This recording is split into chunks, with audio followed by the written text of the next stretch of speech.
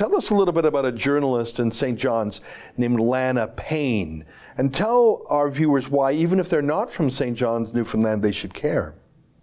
Yeah, well, actually, what got me started on the story that I ultimately uncovered here was investigating Unifor, which, as I'm sure your viewers know, declared war against Andrew Scheer a few weeks ago. A bunch of their political action team members called themselves the Resistance to Andrew Scheer and vowed at all costs to defeat Andrew Scheer and the Conservatives in next year's election.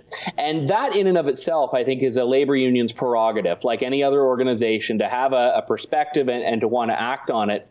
Why it was so concerning for me with Unifor is that Unifor is the largest union in Canada. It's also the largest union for journalists and representatives of the media in Canada. And this announcement that Unifor was the resistance to Andrew Scheer came just 1 week before journalists in Canada were the beneficiaries of that $600 million media bailout. So I was already seeing some stories that were creating this idea that perhaps some journalists, not all, are going to be in a position where they could be beholden to forces other than their own integrity and ethics. And you fast forward to a couple of days ago, and I uncovered that one of the members of the core Unifor political action team, so not just a low-ranking Unifor member, but one of the 7 or 8 people that are actually driving their efforts to defeat the Conservatives, is a regular columnist with the St. John's Telegram, a large newspaper, I think the largest newspaper in Newfoundland and one of the largest in the Maritimes.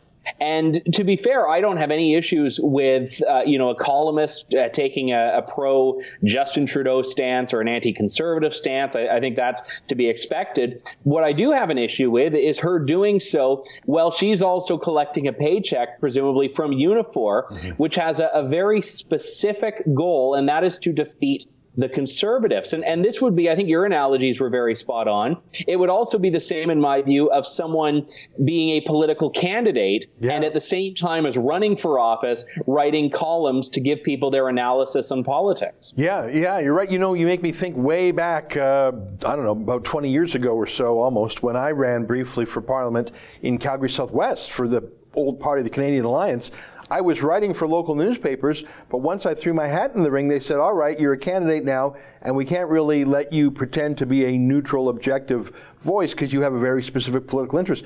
We showed that tweet you mentioned where Unifor declared itself to be the resistance. Put that back up just for 1 second. I wanted that lady second from the right, that is the columnist in question. So she's not just some shop steward, low-down middle manager in the union. She is someone who's self-identified as the, quote, resistance, Andrew Scheer's worst nightmare. We have one more image I'd like to show with you, also showing the same. Here she is, another Unifor tweet. It just says, it's never too soon to start planning for the 2019 federal election. Unifor's election planning team is hard at work to develop our strategy. And then if we zoom in there, you can see her, and that's her on the left. And again, free country, be as partisan as you want. I think that this probably doesn't reflect all Unifor dues-paying members. But how can someone who is a partisan campaign activist have a normal byline in a newspaper pretending to be, oh, it's just me. Yeah, I'm just the girl next door, just calling it like I see it. No, you are a senior captain of Unifor's anti-conservative strategy. That's an excerpt from my daily show, The Ezra Levant Show, weekdays at 8 p.m. Eastern. Every day I do a monologue, interview a guest, and read my fan mail and my hate mail. To subscribe, go to therebel.media/shows.